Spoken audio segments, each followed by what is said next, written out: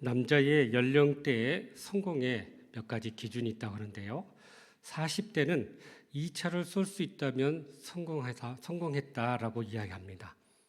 50대는 공부를 잘하는 자녀를 뒀다면 성공했다고 합니다.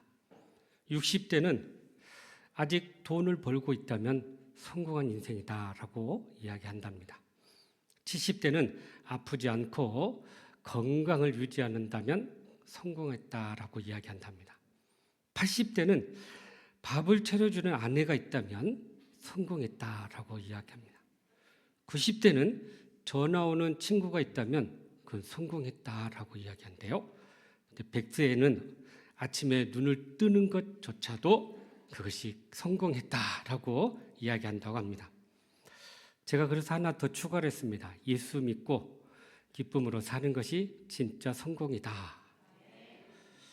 여러분, 노먼 커먼스라는 사람이 있어요. 이분이 그 웃음의 아버지다라고 이야기할 정도로 웃음의 그 치료사라고 하는데, 원래는 의사 선생님이었어요. 이분이 한 그 강직성 척추염에 걸린 환자가 왔는데요.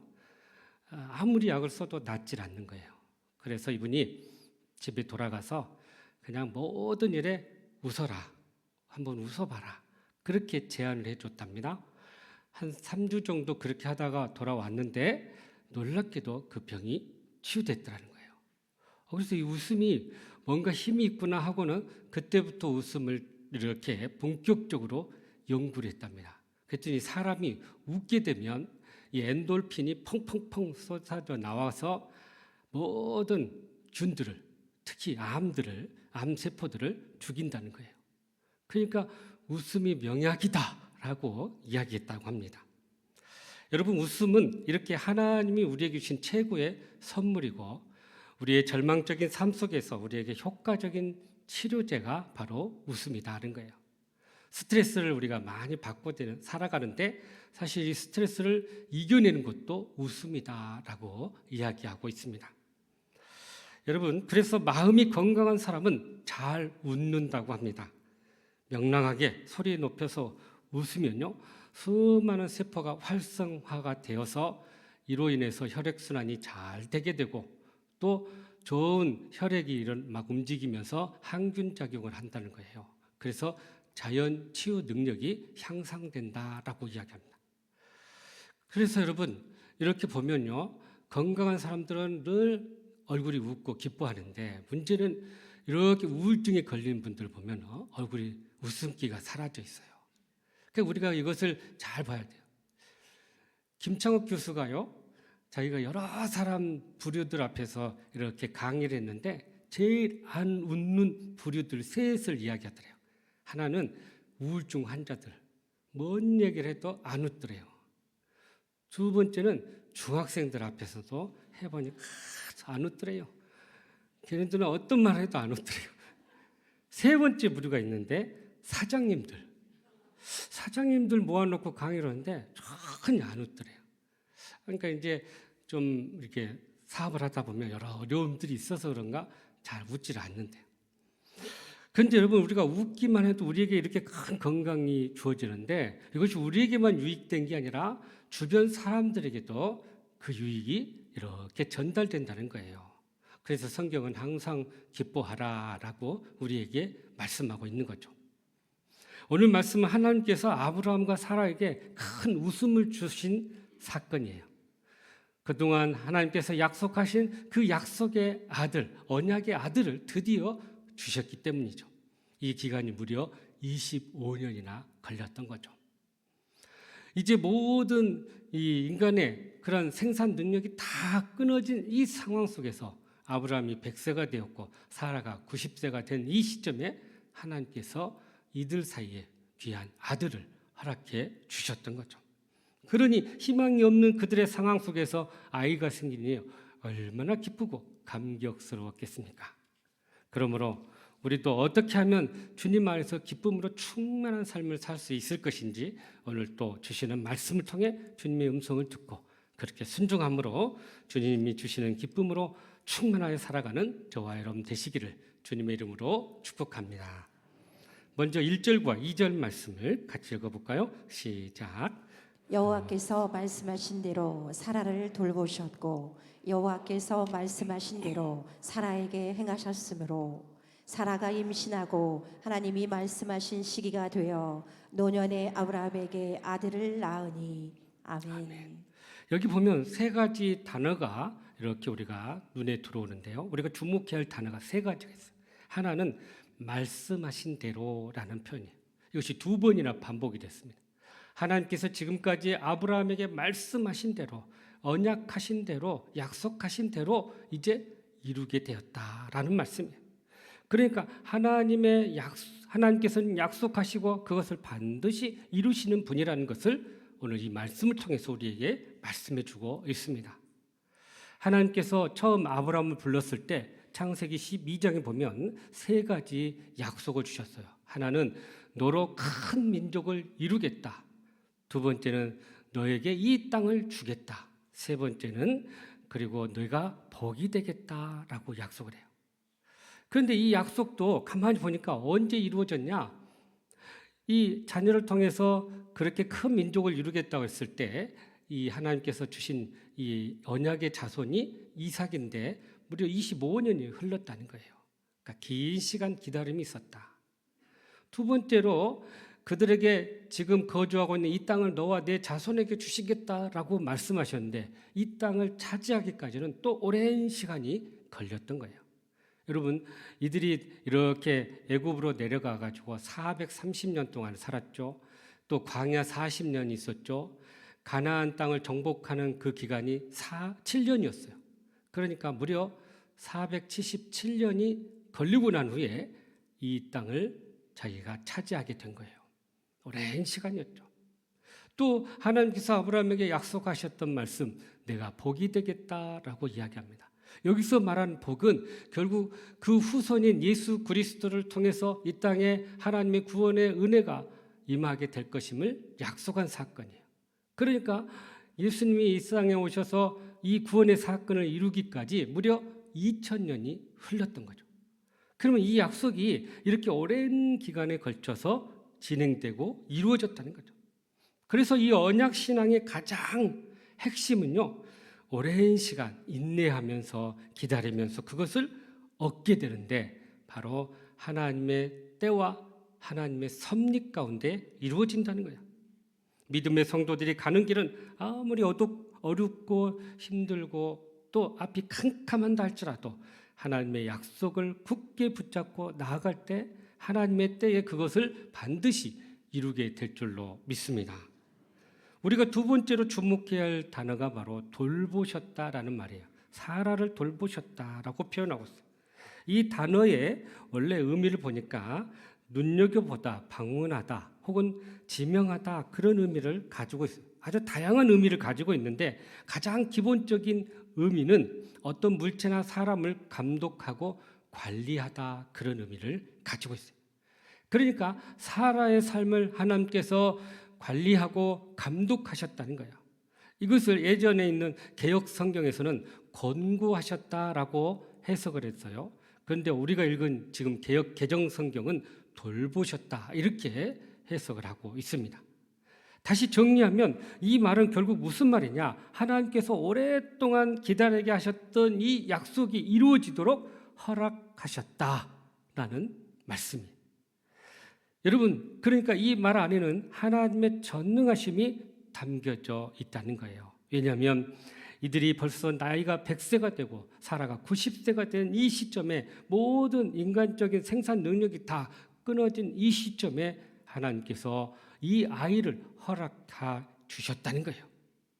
그러니 하나님의 이 전능하심을 드러내는 표현이었던 거죠.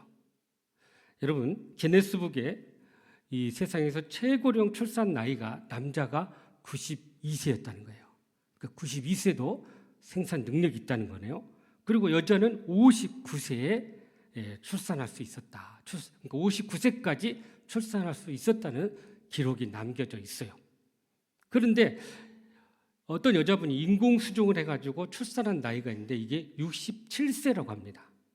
그러니까 우리가 인간적으로 봤을 때 이 출산할 나이가 이미 한참 지난 이 시점에 하나님께서 사라를 돌보셨고 그래서 그 아이를 약속한 아이를 허락해 주셨다라고 이야기하고 있어요. 바로 전능하신 하나님이기 때문에 이게 가능했다는 것입니다. 여러분, 전능하신 하나님의 그 은혜로 그 능력으로 또 출생한 이야기가 있죠. 바로 예수 그리스도예요. 동정녀 마리아를 통해서 성령으로 잉태된 사건이에요. 그러니까 이것은 그냥 자연적인 임신이 아니라 하나님의 전능하신 능력과 힘으로 아이를 갖게 된 사건인 거죠. 그래서 하나님이 이 사라를 돌보셨다, 결국 아이를 허락하셨다는 말은 하나님의 그 전능하심을 강조한 표현이었다는 거죠. 그 전능하신 하나님이 바로 우리의 아버지 되시고 우리와 함께 하시니 우리의 삶에도 이렇게 어려운 일, 또 불가능한 일, 이 모든 것들이 하나님의 능력을 통해서 이루어지게 될 줄로 믿습니다. 세 번째 우리가 주목해야 할 단어가 2절에 나오는데 하나님이 말씀하신 시기라는 단어예요. 이 시기라는 단어가 히브리어로 모헤드라는 말인데 어떤 특정한 명절이나 축제와 같은 때다 이렇게 이야기합니다. 그래서 이거를 지정하다라는 동사에서 나온 그런 단어예요. 그러니까 오늘 문맥에서 보면 하나님께서 지정하신 때가 임했다는 거예요. 정하신 시간이 되었다는 거예요. 이 표현 굉장히 중요합니다. 이삭이 아무 때나 아무렇게나 태어난 게 아니라 하나님께서 지정하신 때가 되어서 이렇게 출생하게 되었다는 거죠. 하나님의 주권적인 섭리와 계획 아래서 이삭이 출생했다는 거죠. 예수님께서도 이 땅에 그냥 아무 때나 아무렇게나 온 것이 아니라 하나님의 철저한 계획과 섭리 가운데서 이 땅에 오셨다는 거예요. 그러니까 하나님이 정하신 때가 있고 시간이 있다는 것을 우리에게 말씀해 주고 있는 것입니다. 여러분, 그리스 헬라어에 보면 시간과 때를 의미하는 단어가 두 개가 있는데 크로노스와 카이로스라는 단어예요. 이 크로노스는 우리가 사는 그런 인간적인 시간의 개념입니다. 그래서 우리가 아침, 점심, 저녁을 이렇게 이야기할 때 이것은 크로노스다라는 거죠. 그런데 하나님께서 특별히 우리의 인간의 시간에 개입하시는 그 시간, 그 때를 바로 카이로스다라고 이야기하고 있습니다. 하나님이 말씀하시고 하나님께서 개입하시고 하나님의 뜻을 이루는 시간, 바로 카이로스라는 거예요. 바로 이 카이로스에 이 이삭이 출생하게 되었고 예수님이 이 땅에 오시게 되었다는 사실입니다. 그러므로 여러분, 우리 믿음의 성도들의 삶에는 결코 우연이 없다는 거예요. 하나님의 계획과 섭리 가운데 모든 것이 때가 있다는 것입니다. 그러니까 우리는 이 하나님의 때와 시간을 분별하고 기다릴 수 있는 그런 믿음의 삶이 되어야 할 줄로 믿습니다. 우리의 시간과 하나님의 시간이 다르다는 거예요. 우리는 좀 빨리 되기를 원하지만 하나님은 이 모든 것을 계획하시고 뜻하시고 이루시는 그 과정이 있다는 것입니다. 그 하나님의 시간을 우리가 바라보고 소망 가운데 살아갈 때, 또 믿음으로 나아갈 때 우리는 바로 그 하나님의 때를 경험하게 될 줄로 믿습니다. 그러므로 전능하신 하나님의 이 약속의 말씀을 굳게 붙잡고 인내하고 하나님의 때를 이루시는 그 놀라운 하나님의 은혜를 경험하며 기뻐하는 저와 여러분 되시기를 주님의 이름으로 축복합니다. 계속해서 우리 3절 말씀이네요. 시작. 아브라함이 그에게 태어난 아들 곧 사라가 자기에게 낳은 아들을 이름하여 이삭이라 하였고. 아멘. 아멘.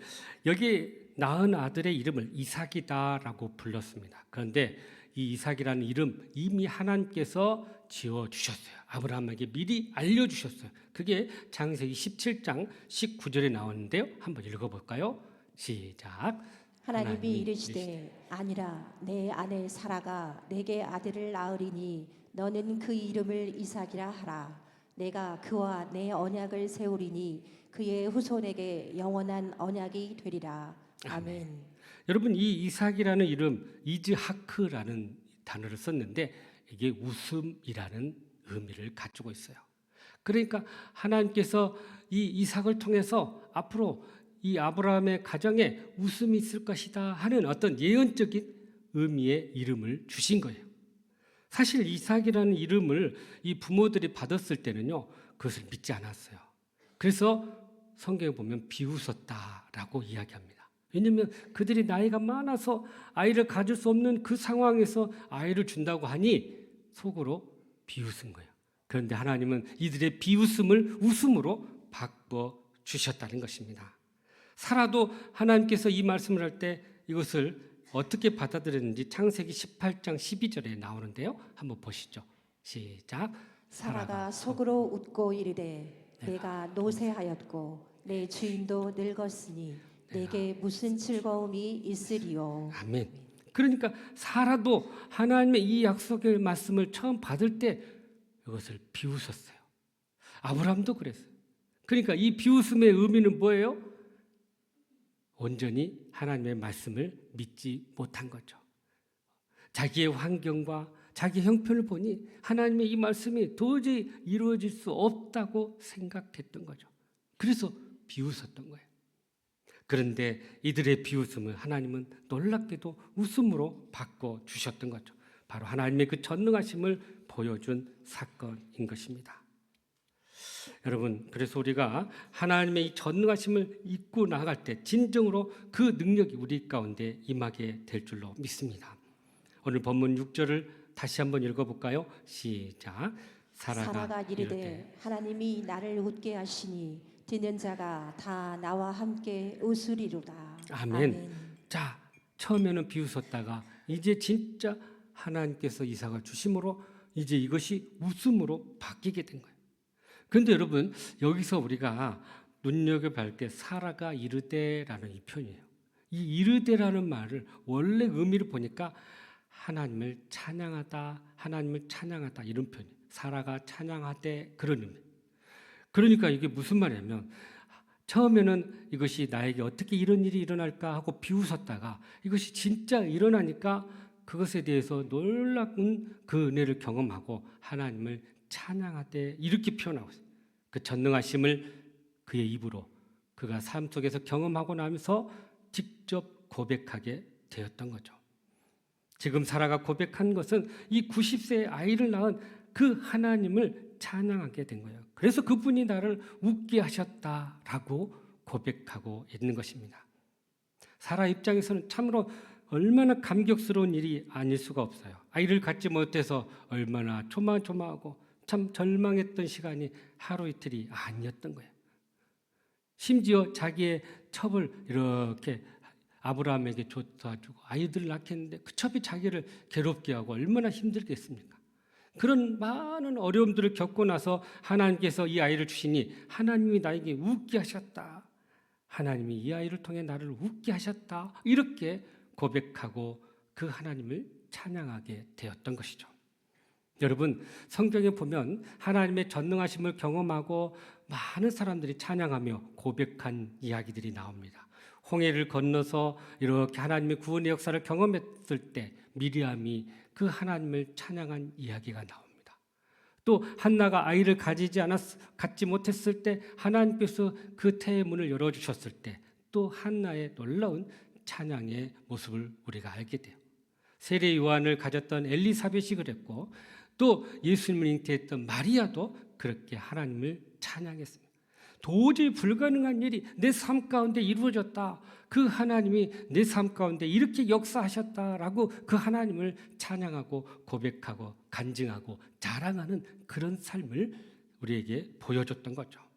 그러니 여러분, 우리의 삶 가운데 기쁨이 있으려면 바로 이 전능하신 하나님을 우리가 경험하고 이 전능하신 하나님의 능력과 기적을 맛볼 때 우리의 삶에 진정한 기쁨을 누리게 될 줄로 믿습니다. 그래서 시편 16편 11절에 이렇게 우리에게 말씀하시네요. 시작. 주께서 생명의 길을 내게 보이시리니 주의 앞에는 충만한 기쁨이 있고 주의 오른쪽에는 영원한 즐거움이 있나이다. 아멘. 자, 여기 보세요. 주의 앞에는 충만한 기쁨이 있고 주의 오른쪽에는 영원한 즐거움이 있다. 우리가 주님 안에 거하면 바로 주님의 이러한 기쁨과 즐거움을 누리며 살 수 있다라는 것을 말씀해 주고 있는 것입니다. 여러분, 주님 안에서의 영적인 삶을 살면 세상이 알 수 없는 기쁨과 평안을 누리게 되고요. 또 물질적인 육체적 기쁨을 초월하면서 놀라운 하나님의 은혜를 누리게 되는 것입니다. 한 집사님이 다른 사람을 보고 이렇게 점수를 매기며 평가하는 그런 분이 있었답니다. 그래서 저 집사님이 이렇게 가니까 저 집사님은 열심히 하는데 인간성이 별로 좋지 않아. 그러면서 몇 점을 줬냐면 30점을 줬대요. 또 저쪽에서 봉사하는 권사님 보고는 저 권사님 봉사는 참 열심히 하는데 말이 많아. 50점. 또 저분 또 집사님 지나가니까 저분도 참 열심히 하긴 하지만 늘 가만히 보면 목이 굳었어. 40점. 그랬더니 그 말을 들었더니 옆에 있는 분이 그럼 목사님 몇 점이에요? 그랬답니다. 그랬더니 목사님 설교는 잘하는데 참 냉정해. 50점. 그랬더니 이 말을 들은 이분이 하나를 더 물어봤어요. 그럼 사모님은요? 그랬더니 100점 그랬대요. 그래서 어떻게 사모님 100점이에요? 그랬더니 이분이 여자들은 200점 만점이야 그랬대요. 무슨 이유인지 모르지만요. 여러분 우리가 목회를 하면서 참 이렇게 기쁨을 경험할 때가 종종 있어요. 문제가 해결되고 함께 기도했던 문제들이 해결되고 또 성도들의 가정과 또 질병이 치유되고 회복되고 또 교회가 이렇게 새롭게 변화되어서 부흥하고 또 이렇게 우리의 사역에 막 열매가 맺혀질 때 참 우리가 기뻐하고 감사하게 되죠. 그러나 우리보다 더 큰 기쁨은 하나님이 나를 통해서 이런 위대한 일을 행하고 계시는구나. 이것을 우리가 경험할 때 우리는 큰 기쁨을 소유하게 된다는 사실입니다. 그래서 우리 각자에게 하나님이 주신 은혜를 통해서 우리가 하나님 주신 그 참된 기쁨을 소유하며 누릴 수 있기를 간절히 바랍니다. 그러므로 하나님이 우리에게 행하신 능력과 기적과 응답을 경험함으로 진정한 기쁨과 감격의 삶을 살아가는 저와 여러분 되시기를 간절히 바랍니다. 마지막으로 4절 말씀이네요. 시작. 그 아들 이삭이 난 지 8일 만에 그가 하나님이 명령하신 대로 할례를 행하였더라. 아멘. 아브라함이 이삭을 낳은 지 8일 만에 할례를 행했다라고 이야기합니다. 할례는 남자의 표표를 벗겨서 이렇게 하나님의 백성됨을 표시하는 증표였어요. 그러니까 이제 이 사람은 하나님의 자녀다, 하나님의 사람이다 하는 증거의 표시였던 거죠. 그래서 창세기 17장에 보면 아브라함도 행했고요, 또 이스마엘도 행하고요. 이제 태어난 이삭도 그렇게 할례를 행함으로 하나님의 언약 자녀라는 것을 이렇게 표시했던 거죠. 이처럼 아브라함이 이삭에게 할례를 행한 것은 이제 이 아들은 하나님의 언약의 자녀답게 하나님의 말씀대로 잘 양육하겠습니다라는 그런 의미가 담겨져 있습니다. 여러분 우리도 자녀들을 이렇게 유아세를 주는데요. 이 유아세를 줄 때 이 자녀의 믿음보다는 부모님의 믿음을 더 중요하게 여깁니다. 아직 이 아이가 그런 믿음의 개념이 없기 때문에 대신 부모님이 이 아이를 내가 말씀으로 잘 양육하겠습니다 하는 의미에서 부모의 신앙을 고백하게 하고 세례를 줍니다. 여러분 그래서 이 굉장히 중요한 게 부모님의 신앙의 고백과 헌신으로 결국 그 아이를 키우고 자라게 하겠습니다. 그러니 부모님의 신앙이 얼마나 중요하다는 것을 이야기하고 있어요. 우리가 계속해서 강조하고 있는 이 신앙의 대익기, 이러한 운동 우리가 계속해서 하려면요, 결국 부모님의 역할이 너무나도 중요하다는 것을 우리가 알아야 한다는 거예요. 여러분 앞서 우리가 대했던 3절 말씀을 우리가 다시 한번 잠깐 보시죠. 3절입니다. 시작. 아브라함이 그에게 태어난 아들 곧 사라가 자기에게 낳은 아들을 이름하여 이삭이라 하였고. 아멘. 자, 여기 자세히 보면요, 아브라함이 그에게 태어난 아들이다라고 이야기합니다. 여러분 히브리적 사고로 보면 아버지가 아들을 낳았다, 아버지가 아이를 낳았다라고 이야기해요. 우리가 생각하면 어머니가 아이를 낳았다고 하는데 이 히브리적 사고는 아버지가 아들을 낳았다 이렇게 표현하고 있어요. 그만큼 이 아버지의 역할이 얼마나 중요한 것을 강조하고 있습니다.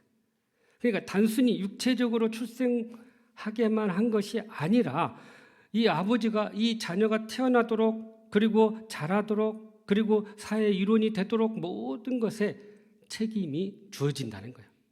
그래서 아이가 자라면서 갖게 되는 신앙관, 가치관, 또 인생관, 또 모든 육체적, 정서적, 영적인 그런 능력을 소유하도록 바로 아버지가 이 역할을 하게 한다는 거예요. 그러니까 육체적으로만 태어난 게 아니라 정서적으로, 영적으로도 거듭나고 태어나도록 아버지가 해야 할 역할이 있다는 것입니다.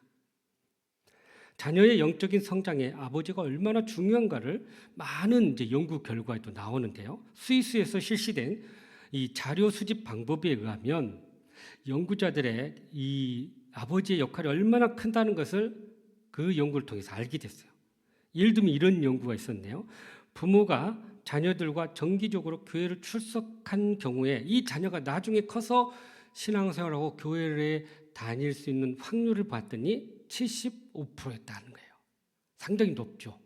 그러니까 부모가 다 신앙생활하는데 그 자녀가 이 다음에 교회에 다닐 확률이 75%다는 거예요. 나머지 25%는 나가지 않는다. 그런데 놀랍게도 이런 연구가 나와요. 아버지만 교회에 정기적으로 다니는데, 그러니까 어머니는 이제 비정기적 혹은 안 다니는 분들이 있다는 거예요. 그런데 아버지만 다녔을 때 이 자녀가 나중에 커서 신앙생활할 수 있는 확률이 40%라. 반대로 어머니만 교회를 다니고 신앙생활했는데 이 자녀가 커서 신앙생활할 수 있는 확률이 20%라는 거예요. 그러니까 아버지의 신앙의 영향이 어머니의 신앙의 영향보다 훨씬 2배나 크다라는 것을 이야기하고 있어요. 분명 어머니의 역할도 있고 어머니가 해야 할 중요한 그런 그 역할들이 있음에도 불구하고 분명하게 이 연구를 통해서 우리가 알게 되는 것은 아버지들이 자녀의 영적인 성장과 건강함에 있어서 아주 필수 불가결한 그런 역할을 한다는 거예요. 그래서 하나님은 성경에서 이렇게 이 영적인 가정의 이 가장을 아버지로 삼은 이유가 바로 여기 있다는 거죠. 결국 우리의 신앙의 교육의 문제가 어디 있냐, 여러분. 아버지가 아들을 육체적으로만 낳고 아무런 양육이 없는 것이 문제라는 것입니다.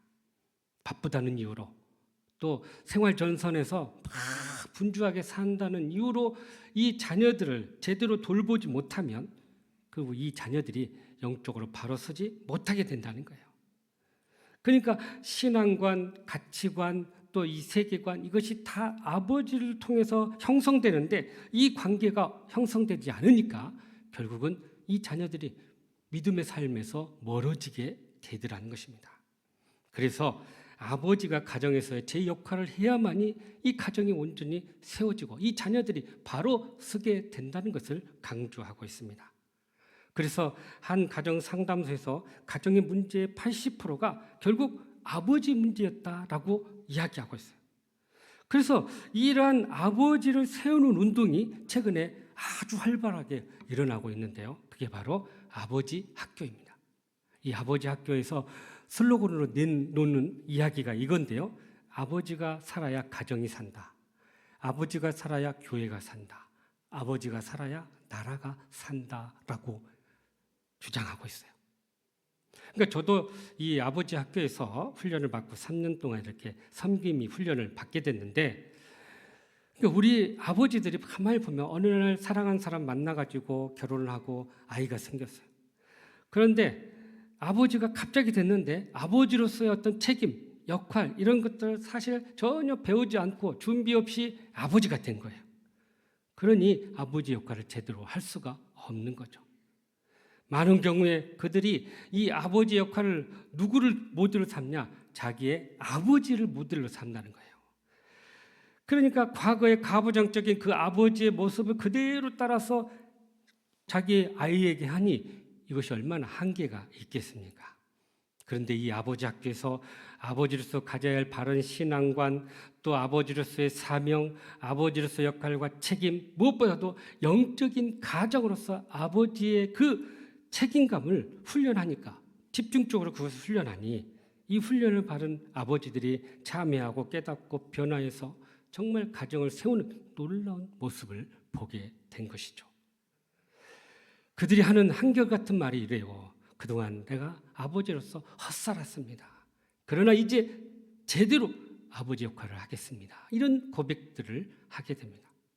나중에 이제 우리 교회에서도 이 아버지 학교를 하게 될 것인데요. 중요한 것은 이 아버지들을 세워야 결국 우리 자녀들이 세워진다는 것입니다. 그래서 아버지로서의 영적인 그 가장의 역할을 잘 감당할 때 우리의 자녀들이 믿음 안에서 자라게 되고 그래서 대를 이어서 신앙의 가문을 세우게 될 줄로 믿습니다. 여러분, 우리가 이 자녀들을 바로 세우지 않으면 이 세상의 타락한 문화와 또 이 악한 영의 세력들에 의해서 우리 자녀들을 빼앗길 수 있다는 사실이에요. 우리가 이 경각심을 가지고 바로 우리가 영적으로 바로 먼저 우리 부모님들이 서 있어야 한다는 것입니다. 그러므로 하나님께서 주신 이 약속의 자녀를 정말 하나님의 방법대로 잘 양육해서 대를 이어 믿음의 신앙의 가문을 세워가는 저와 여러분의 삶이 되시기를 주님의 이름으로 축복합니다. 사랑하는 성도 여러분, 주님의 기쁨으로 충만하기를 원하십니까? 그렇다면 오늘 주신 말씀처럼 먼저 하나님의 약속의 말씀을 굳게 붙잡고 인내하면서 하나님의 때에 그것을 이루시는 그 기쁨을 누릴 수 있기를 간절히 바랍니다. 나아가서 하나님이 우리에게 행하신 그 능력과 기적과 그 응답을 경험함으로 기뻐할 수 있기를 간절히 바랍니다. 무엇보다도 우리에게 주신 우리 귀한 이 자녀들을 신앙의 대를 이어 믿음의 가문으로 세워감으로 우리 자녀를 영적으로 잘 세워서 정말 주님의 기쁨으로 충만한 복된 가정이 되기를 간절히 바랍니다. 그래서 주님이 주시는 그 기쁨과 즐거움으로 충만하며 늘 승리하는 저와 여러분의 삶이 되시기를 주님의 이름으로 축복합니다. 기도하겠습니다. 사랑과 은혜가 풍성하신 하나님, 참으로 우리에게 큰 기쁨과 은혜를 허락해 주심을 감사합니다. 이 기쁨을 우리가 잘 유지하고 지키면서 그렇게 믿음 안에서 늘 복된 삶을 살아가게 하여 주시옵소서. 예수님의 이름으로 기도하옵나이다. 아멘.